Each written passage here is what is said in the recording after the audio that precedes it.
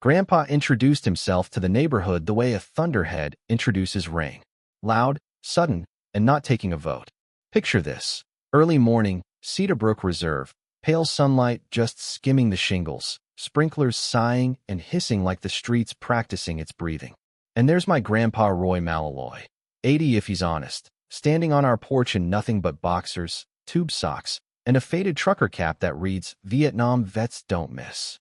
He's cradling that old 12-gauge, pumping a shell in with the same calm as somebody flipping a pancake, while this little hummingbird of a drone just hovers outside our bathroom window, like it pays rent to peep. He mutters, "Nope," shoulders the shotgun, and boom. One clean shot. The drone pinwheels, catches a flicker of flame, and bleeds plastic all the way to Mom Chin's azaleas 2 doors down.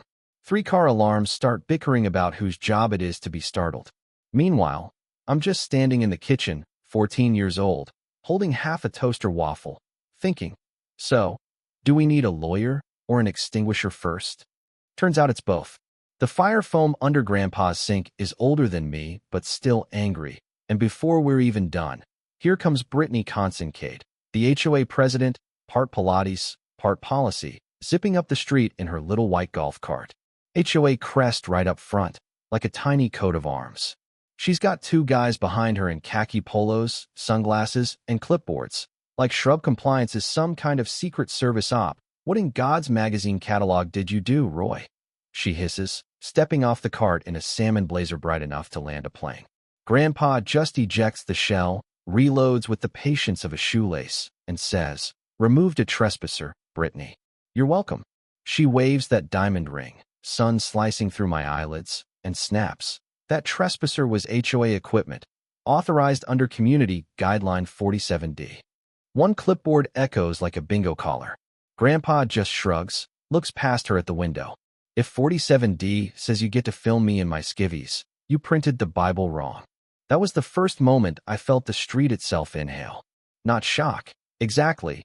More like curiosity choking on perfume. Curtains pinched tight. A neighbor's Labrador yipped and rethought it. The clipboards wrote hostile. I'm pretty sure shot down peeping robot wasn't in their checklist. I just kept my waffle like it was a passport, doused a little smoke curling out of the azaleas, whispered sorry to the plant gods. The HOA notice landed that afternoon. A trifold with embossed leaves and legalese that smelled like lemon cleaner. Mandatory disciplinary review. 9 a.m.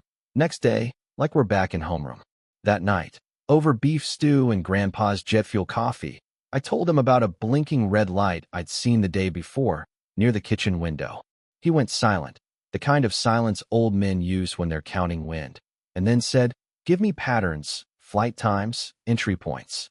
"We're actually going to war with the HOA?" I asked. He didn't blink. "Kid, your HOA declared it when they bought a camera that makes 3-axis turns and beams the footage to someone's laptop at 2 a.m. Give me patterns." Cedar Brook Reserve is the kind of subdivision that believes in matching shutters, mailbox posts, even the timing on the sprinklers. The handbook Brittany hands out could stop a door. Curtain colors, lawn heights, wreath diameters for holidays I've never heard of. But nothing in 300 pages mentions drones, especially not ones that fly the same route every morning. Miss Delgado's coral fence, Mr. Banerjee's solar panels, then the Gwyn's pride flag, technically visible from the public right-of-way, Brittany likes to say, like the sun needs HOA approval to look through a window. Inside the review, Brittany sits at a folding table like it's a tribunal. 3 board members in beige, subdivision flag behind them, untouched pitcher of water. On the table, a pile of scorched carbon fiber, photos printed from some feed, a notepad with Roy Malloy underlined twice. Khaki number 1 stands and announces, destruction of property, environmental damage, disturbance of peace. Grandpa interrupts, add indecent surveillance of a veteran on private property. And while you're at it, add terrible aim. It wasn't even my best shot. Brittany's smile could cut glass. We are a community of rules, Roy. Then show me the rule that says you can film up my bathroom window without knocking.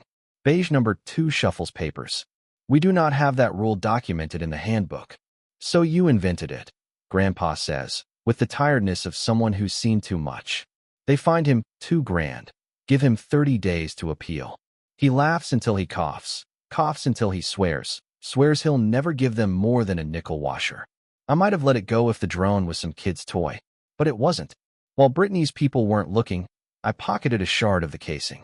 In Grandpa's garage, I scrubbed grease off the inside and found a faint serial code, etched like a secret. I sent a photo to a drone forum, where people argue antenna ranges and call each other captain. The reply comes fast, the kind of speed that makes your stomach drop. Not a consumer model. Modified military surplus. Facial recognition firmware. Very illegal in private hands. I called my friend Chloe. She once reprogrammed our school's bathroom signs to say VIP lounge. She looks at the code, chewing a pen cap. That's not Best Buy, she says. That's surveillance lab stuff. What's your HOA doing? Running a pilot program for Big Brother.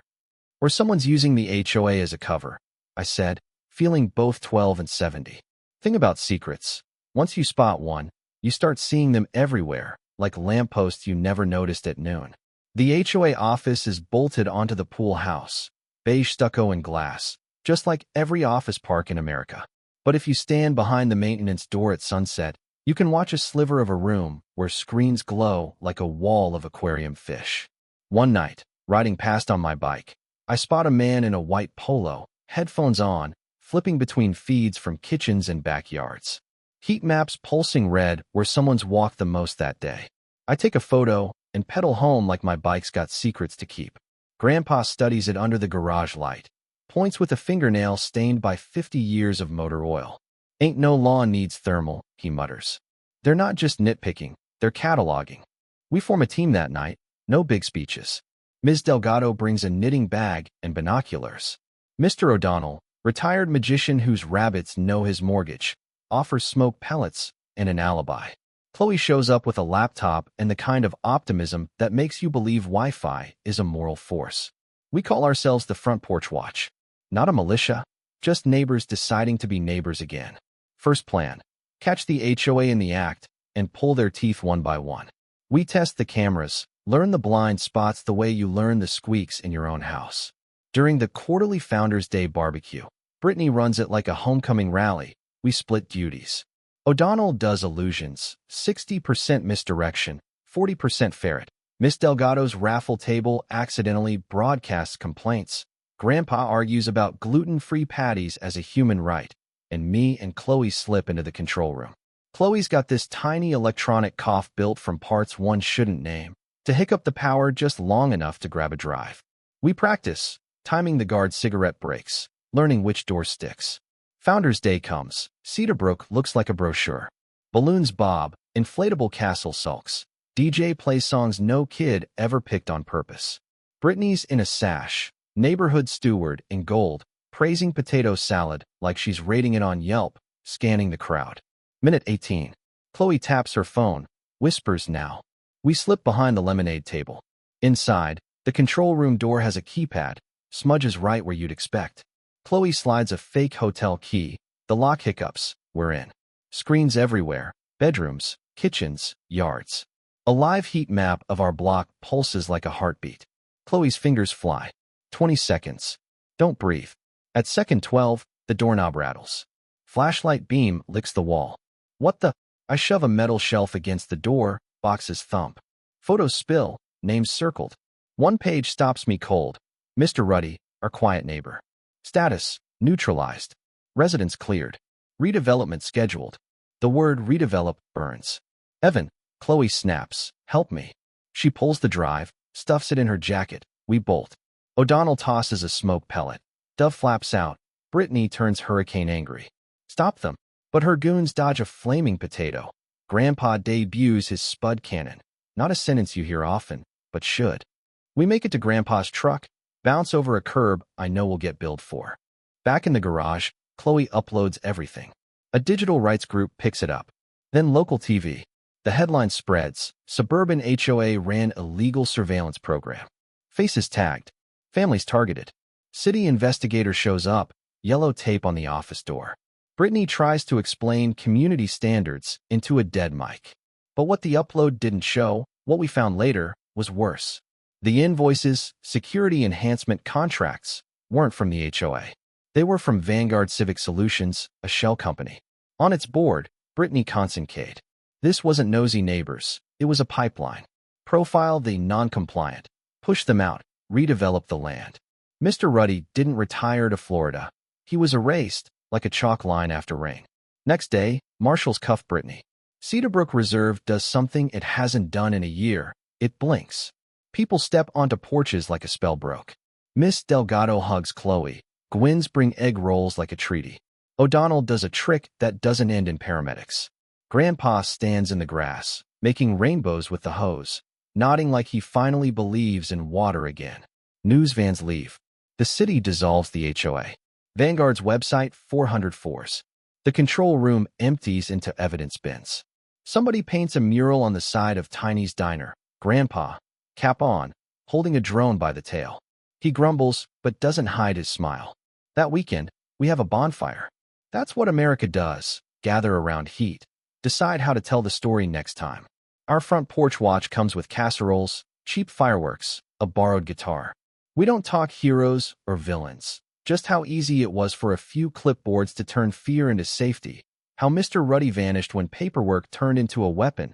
How a camera only feels harmless in the hand holding the remote. Think they'll come back? I ask Grandpa. Not with clipboards, he says, but with just want to help and pilot program. That's how it always comes back. We launch a YouTube channel because the internet's good at screaming and telling stories. We want to try the second. Privacy Patrol, me narrating, Chloe breaking down the tech, Grandpa tossing one-liners.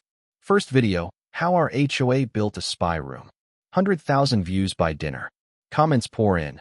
People sharing their own HOA horror shows. Retail village enforcers. Times a property manager threatened to tow a nurse's car during night shift. Some call Grandpa a legend. He pretends not to care, then watches the video twice and asks if the camera adds 10 pounds to dignity. Drones still show up, but now it's just kids or real estate agents making roof lines look like promises. One night, I see a little red blink over the old HOA roof. My heart knocks. Grandpa reaches for the shotgun. I hold up my controller. Wait, it's mine.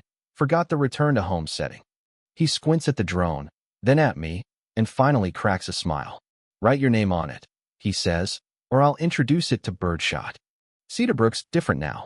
Lawns are wild, fences honest, porch lights on because people sit under them again. Hand-painted signs replace the HOA crest. Welcome to Cedarbrook. Bring yourself. Leave the clipboard. Neighbors wave the real way. The mailman cracks jokes. Miss Delgado's fence glows coral at sunset. Gwyn's flag is just a flag. Sometimes I think about Mr. Ruddy, the file that said neutralized in a font that shouldn't be legal on people.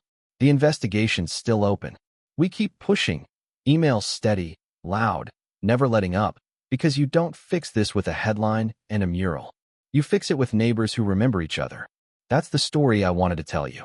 Not because shooting a drone should be step one, but because a line got crossed at our bathroom window, and we decided to step back over it, plant our feet, not with rage, mostly, but with stubborn wonder. That old habit of asking who says, and show me the rule. If you've got someone on your block wearing a badge they printed themselves, if your community standard is used like a club, if your porch feels like a stage and your window feels like a lens, I hope this nudges you to ask for proof. Then ask again. Tell me in the comments, where do you draw the line? Is a drone a tool for safety, or the oldest story in the world, dressed in plastic? Ever face an HOA that stretched rules till they snapped? What did you do, or wish you'd done? Drop your story. Argue it out. Tell me if Grandpa went too far, or not far enough. Neighborhoods get better when we argue in the open instead of whispering behind blinds. If this hit a nerve, share it with a friend fighting a clipboard, and subscribe so you don't miss the next chapter, where Chloe shows you how to spot a safety program that's really just surveillance with a manicure. Until then, keep your porch light warm, keep your questions sharp, and remember, order isn't peace if you had to surrender to get it.